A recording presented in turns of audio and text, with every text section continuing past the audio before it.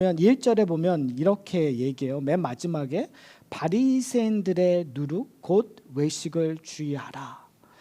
근데 오늘 이 바리새인들의 누룩을 주의하라는 이 말을 12장 1절에 기록되어 있는데요. 이 본문을 좀 제대로 이해하기 위해서는 13장에 기록되어 있는 하나님 나라에 대한 이야기를 하는 거와 이 하나의 덩치로 저희가 좀 이해를 해야 될 것 같아요. 13장 20절서부터 21절에 이렇게 기록되어 있어요.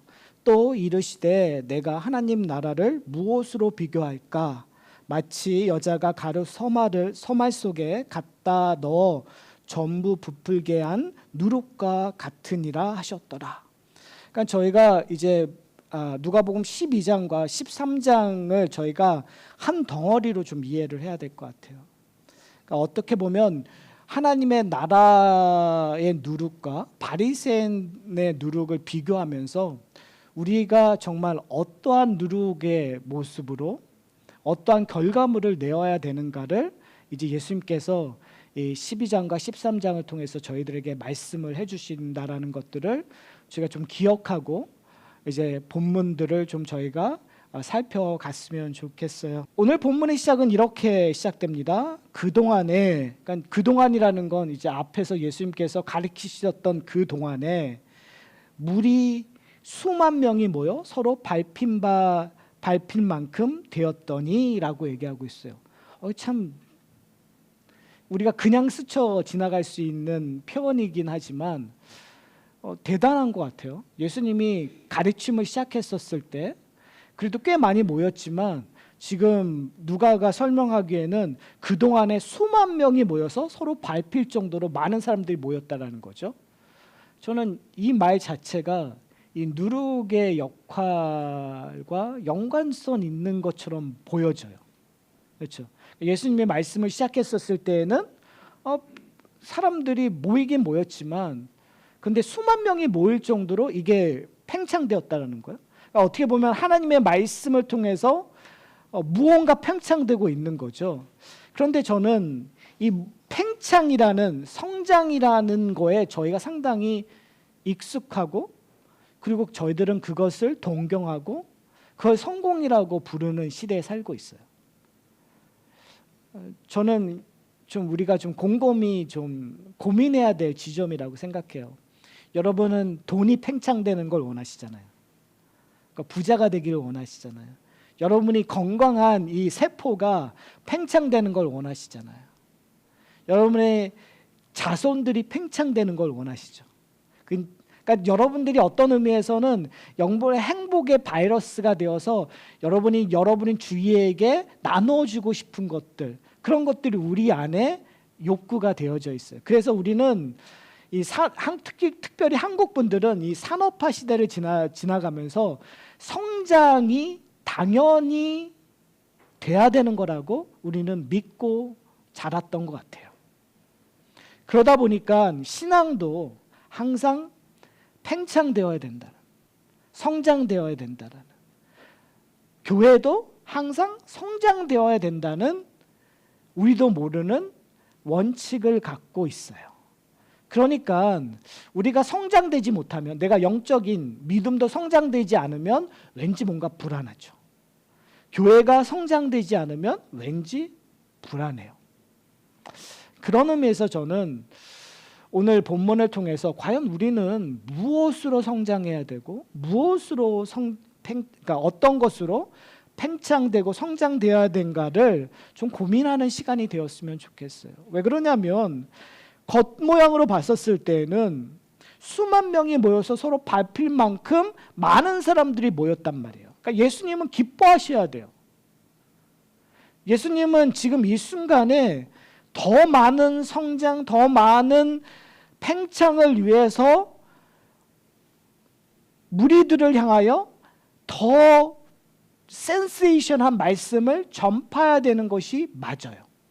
그런데 제자들에게 말씀하시는데 뭐라고 얘기하죠? 바리새인들의 누룩 곧 외식을 주의하라고 경고의 말씀을 던져요.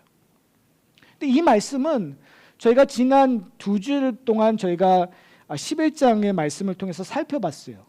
그러니까 화 있을진저 하면서 바리새인들과 율법 학자들에게 그들의 문제점을 지적했었던 그 문제점이 무엇이죠? 겉과 속이 다른 거였어요.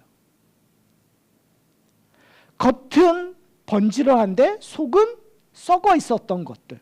겉은 하나님을 섬긴다고 얘기하는데 겉은 자기의 속만 챙기는, 외식하는 자들의 문제점을 예수님께서 지적하셨단 말이에요. 그러니까 그거와 지금 유사하게 오늘 본문이 우리에게 이야기하고 있단 말이에요. 그러니까 뭘 얘기하고 싶은 걸까요? 그러니까 이걸 조금 더 냉철하게 이야기를 하면, 많은 사람이 모였다고 그 안에 복음을 온전히 아는 사람들이 다 존재하고 있지 않는다는 사실이에요. 그것은 한국 교회도 그리고 미국 교회도 마찬가지인 것 같아요. 많은 사람들이 교회 안에 온다고 해서 하나님의 말씀을 온전히 이해하고 있다고 우리가 생각하면 안 된다는 사실을 오늘 본문은 이야기하고 있다고 저는 생각해요. 왜 그러냐면 의도적으로 수많은 사람들이 모였어요. 그런데 지금 예수님은 그 모인 사람을 향하여 질책하고 있다는 사실이에요. 이 수만 명 가운데 바리새인들과 율법, 그리고 율법을 열심히 지키려고 하던 사람들이 있었을까요? 없었을까요? 있었죠. 제가 볼 때는 우리가 생각하는 것보다 더 많은 퍼센티지의 사람들이었을 거예요. 왜요? 예수님의 말씀에 관심을 가질 사람들이라면 율법에 열심이었어요. 그런 사람들이라면 하나님의 말씀을 더 듣고 싶어서 이곳에 모였을 거란 말이에요. 그러니까 우리가 오해하고 있는 것이 뭐냐면, 유대인들이 무조건 나쁘고 유대인들이 하나님, 지금 예수님이 지적하듯이 무엇인가 잘못된 길로 가고 있어서 예수님의 말씀을 듣지 않을 거라고 우리는 생각하고 있지만 사실은 달라요. 한번 잘 보세요. 예수님이 말씀을 전할 때 많은 무리들이 따랐는데 그들은 대부분 그 자리에는 항상 바리새인들과 서기관들과 율법학자들이 있었단 말이에요. 없었던 것들이 아니에요. 왜요? 그들은 열심히 있었으니까. 하나님을 알고자 하는 열심이 있었으니까. 그러면 무슨 얘기를 하고자 하냐면요, 우리 가운데 하나님의 열심이 있다라는 그 자체로 만족하시면 안 된다는 사실이에요. 난 하나님 없이는 못 살아, 이걸로 만족하시면 안 돼요. 난 하나님을 위해서 내 목숨을 드렸어, 난 하나님을 위하여 내 시간과 내 모든 것들을 다해서 하나님 앞에 헌신하고 있어 라고 만족하면 안 된다는 사실이에요. 왜요? 오늘 본문에서 우리에게 경고의 메시지가 전달되고 있으니까요. 바리새인들의 누룩 곧 외식을 주의하라. 그게 무슨 말일까요? 지금 이 누룩은 항상 어떻게 해요? 전파되는 거예요. 팽창되는 거예요. 그래서 2절부터 이렇게 얘기해요. 감추인 것이 드러나지 않을 것이 없고 숨긴 것이 알려지지 않을 것이 없나니, 이러므로 너희가 얻은 것에 말한 모든 것이 광명한 데서 들리고 너희가 골방에서 귀에 대고 말한 것이 지붕 위에서 전파되리라. 어떠한 모습이요? 누룩의 모습과 똑같은 거예요. 다른 말로 얘기하면 바리새인들의 그 외식하는 것들이 결국은 드러날 거라는 거죠. 근데 결국은 드러나는데 그 모습들을 사람들은 어떻게 해요? 받아들일 수 있다는 거예요. 우리가 항상 오해하는 것들이 뭐냐면, 옳은 건 사람들이 받아들이고 옳지 않는 것은 사람들이 거부할 것이라는 생각들을 우리는 하고 있는 것 같아요.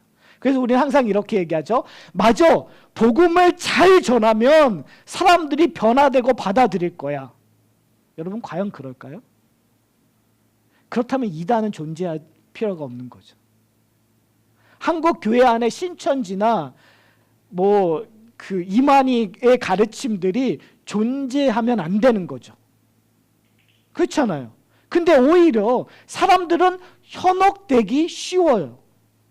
오히려 교회 안에서 잘못된 가르침, 기복신앙이라든지 정말 하나 예수 그리스도가 없어도 충분히 복음이라고 생각하는 그 가르침에 사람들은 아무 생각 없이 그냥 끌려가고 있단 말이에요. 다른 말로 얘기하면 바리새인들의 누룩을, 바리새인들의 외식들을 그냥 복음이라고, 그것이 하나님에 대한 열정이라고 받아들이는 사람들이 많을 거라는 거예요, 여러분.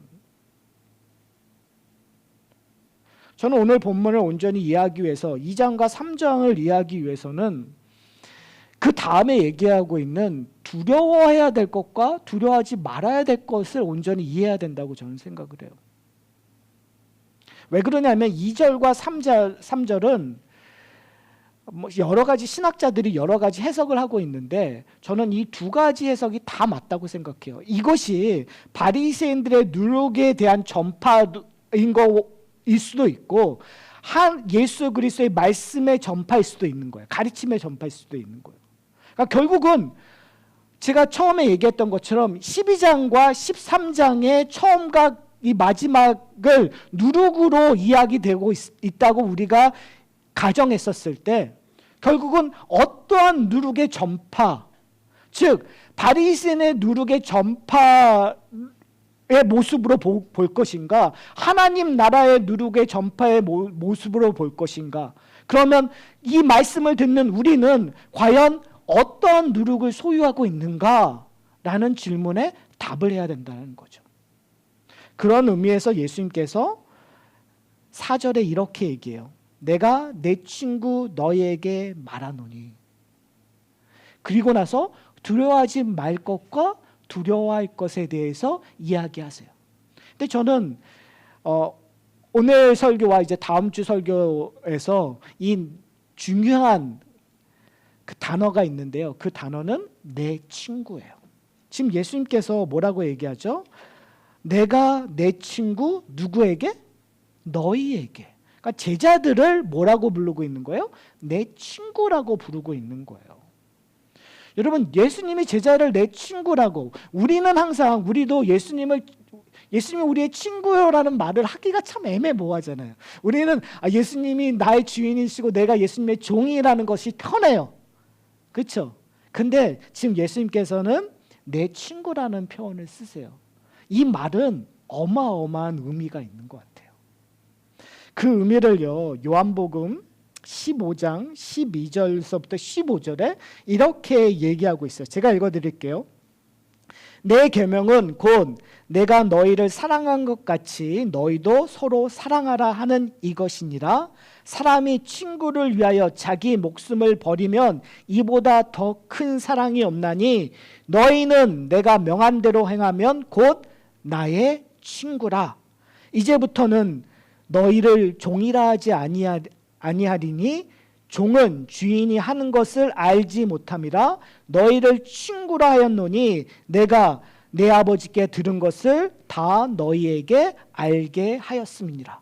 요한복음 15장에서 예수님께서 이제 내가 너희를 친구라고 부른다고 얘기해요. 근데 친구가 될 수 있는 전제 조건이 뭐죠? 일단은 어떤 한 사람이 자기 목숨을 버려야 돼요. 지금 예수님께서 자기의 목숨을 버렸기 때문에 너희가 내 친구가 될 수 있다는 거예요. 근데 내가 목숨을 버렸는데 그 다음에 전제 조건이 뭐죠? 내 명한 대로 행하는 거예요.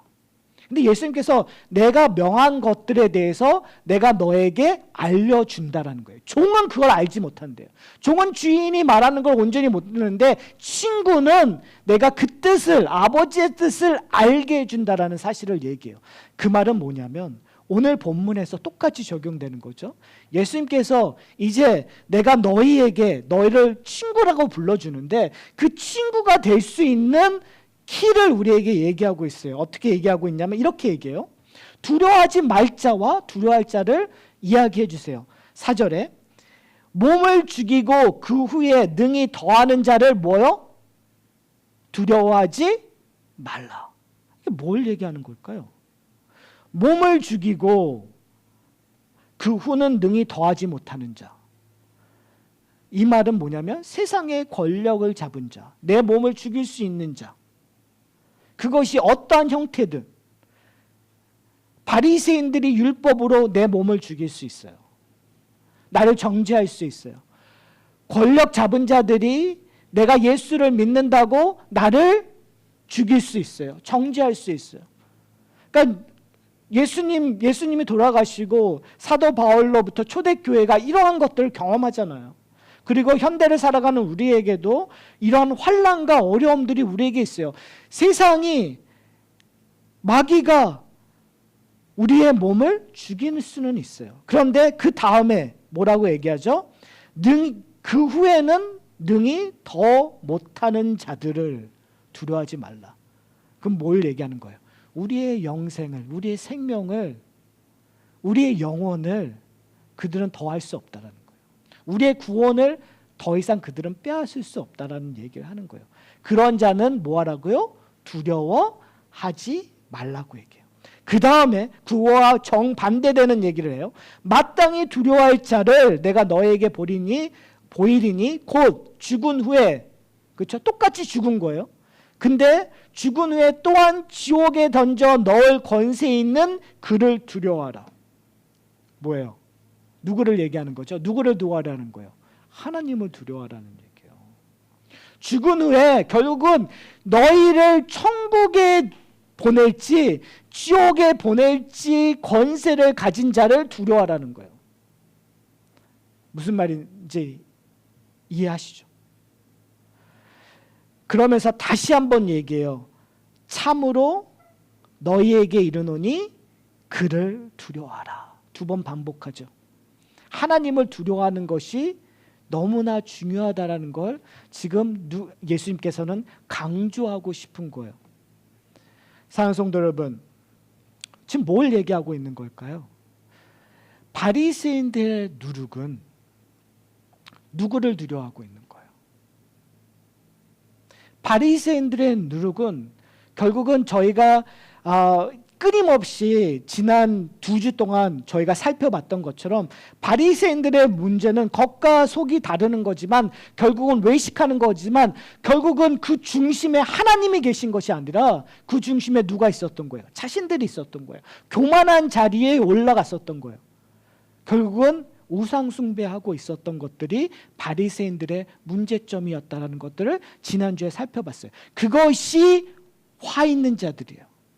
누가복음 6장에서 얘기했던 것처럼 화 있는 자들은 모든 것을 가졌던 자들이에요. 웃고 행복하고 모든 것들을 소유했던 자예요. 배부른 자들이었단 말이에요. 자기가 모든 것들, 자기의 인생들을 성장시키고 팽창시키고 모든 것들을 행복들을 이룰 수 있다고 주장했었던 자들이에요. 그런데 지금 제자들에게 얘기하는 거예요. 그들을 두려워하지 말라. 그들이 지금 자신들의 것들을 전파하는 그러한 외식하는 그것들을 누룩처럼 영향력을 미치도록 하고 있는데 제자들에게 얘기하는 거예요. 그걸 두려워하지 말고 너희들이 전할 것을 전하라고 얘기하는 거예요. 사랑하는 성도 여러분, 예수님께서 제자들에게 전할 것을 전한다는 건 도대체 어떠한 것일까요? 누가복음 13장에서 얘기되었던 것처럼 하나님의 나라의 것들을 전해야 되겠죠. 바리새인들의 누룩과 정반대되는 누룩을 전해야 되겠죠. 그렇다면 어떠한 거겠어요? 결국은 교만이 아니라 겸손의 누룩이겠죠. 외식하는 것이 아니라 순종의 누룩이겠죠. 참된 그리스도의 말씀을 따라가는 누룩이겠죠. 그것이 어떠한 모습일까요? 누가복음 6장에서 얘기되고 있었던 복 있는 자들의 모습 아니겠습니까? 결국 그 모습은 가난한 모습으로, 애통하는 모습으로, 빼앗기는 모습으로 드러나는 거죠. 사랑하는 성도 여러분, 저는 오늘 본문을 통해서 다시 한번 우리가 고민했으면 좋겠어요. 2절에 얘기하는 것을 보면은요, 과연 여러분들은 어떤 것들이 드러나기를 원하십니까? 감춘 것이 드러나지 않을 것이 없고 숨긴 것이 알려지지 않을 것이 없다고 얘기하는데 어두움에서 말하는 것이 광명에서 드러나는데, 골방에서 귀로 대고 말한 것이 지붕 위에서 전파되는데, 과연 여러분들은 어떠한 복을 전파하기를 원하십니까?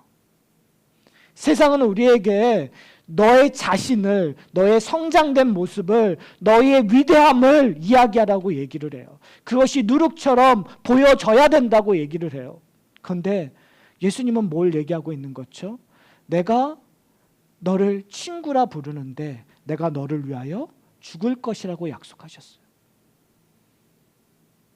내가 너를 위하여 십자가의 몸을 내줄 거라고 약속하고 계시는 거예요. 그러면서 복에 대한 얘기를 하고 있어요. 너는 나를 위하여 가난해질 수 있는가? 너는 나를 위하여 울 수 있는가? 너는 나를 위하여 너의 모든 것을 버리고 나를 따를 수 있는가? 결국은 하나님의 나라의 누룩은 눈에 보이는 것의 확장이나 성장이 아니라 결국은 하나님 나라의 누룩의 확장이고 성장이라고 저는 생각합니다. 그럼 그것이 어떠한 모습으로 나타나야 될까요? 저는 우리에게 좀 질문을 던지는 시간이 되었으면 좋겠어요. 나는 내 사랑하는 사람들을 위하여 굶주리고 있는가? 내 아내와 남편을 위하여 줄이고 있는가? 내 부모와 내 자식을 위하여 줄이고 있는가? 내 사랑하는 공동체를 위하여 줄이고 있는가? 아니, 내가 한 번도 보지 못하고 만나보지 않았지만 이 땅에서 줄이고 있는 사람들을 위하여 나는 줄이고 있는가? 우리는 정말 심각하게 한번 고민을 해봐야 될 시점인 것 같아요. 많은 사람들이 모였다라는 것으로 기뻐하는 것이 아니라 수만 명이 모여서 예수님을 듣고 있다라는 걸로 기뻐하는 것이 아니라 예수님이 나의 친구가 됨으로 말미암아 나는 무엇을 행하고 있는가? 무엇으로 영향력을 미치고 있는가? 무엇을 전파하고 있는가? 나는 과연 무엇을 위하여 울고 있는가? 내가 우는 것이 그냥 그저 내 가족만을 위하여 울고 있는가? 아니, 내 하산학교의 공동체의 구성원의 아픔을 그것만을 위하여 우리가 울고 있는가? 성경은 오늘 본문은 우리에게 더 많은 것을 요구하고 있는 것 같아요. 왜요? 누룩이니까. 맞아요. 누룩은 팽창해야 돼요. 누룩은 전파돼야 돼요. 퍼져야 돼요. 사랑하는 성도 여러분, 근데 뭐로 퍼지기를 원하세요, 여러분? 하산학교의 공동체가, 여러분의 가정이 뭐로 전파되기를 원하십니까? 우리가 지금까지 고백되어진 것은 예수 그리스도만 전파되기를 원하지 않았습니까? 그렇다면 우리가 전파되는 그 예수 그리스도, 어떠한 예수 그리스도를 전파되기를 원하십니까? 세상의 왕이 되시는 예수 그리스도를 전파되기를 원하세요? 그렇게 얘기하는 사람들이 지금 미국의 실세예요. 크리스천 네이션을 만들기 위하여 지금 많은 일들이 일어나고 있어요. 근데 전 그게 아닌 것 같아요. 아무리 생각해도. 아무리 말씀을 읽고 말해도 지금 이 시대에, 마지막 시대에, 종말에 한국을, 미국을 크리스천 국가로 만들기 위하여 예수가 전파되어야 되는 것이 아니라 지금 배고프고 굶주리고 뭔가 핍박받고 어려웠고 삶에 소망이 없고 힘든 사람들을 위하여 우리가 예수 그리스도를 증거해야 되겠죠. 어떻게 해요? 내가 그들의 굶주림에 가난함에 동참함으로 말미암아, 그들의 울음에, 우는 것에 동참함으로 말미암아, 그들이 빼앗긴 것에 나도 함께 빼앗기며 그들의 아픔에 내가 동참함으로 말미암아 우리는 그 하나님의 나라를 전파해야 되지 않아야 될까요? 여러분, 많은 사람들이 바라보는 그 길을 간다고 그것이 정답이 아닌 것 같아요.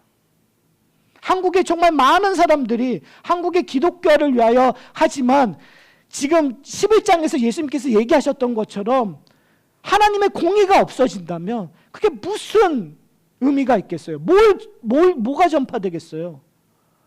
교회는 전파되겠죠. 기독교는 전파되겠죠. 그러나 예수 그리스도의 사랑은, 하나님의 공의는 전파되고 있지 않는 것이 현실 아닌가요? 사랑하는 성도 여러분, 이것을 우리가 큰 의미에서 얘기될 때에는 그래도 맞아 그럴 수 있어요.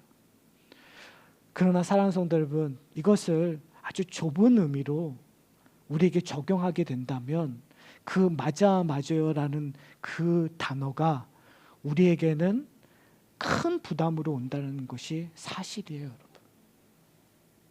우리가 매일 만나는 사람들, 아니 가끔 지나쳐가는 사람들이 어렵고 힘들 때 우리의 지갑을 열고 우리의 마음을 오픈하고 하는 것들이 그렇게 쉽지는 않은 것 같아요.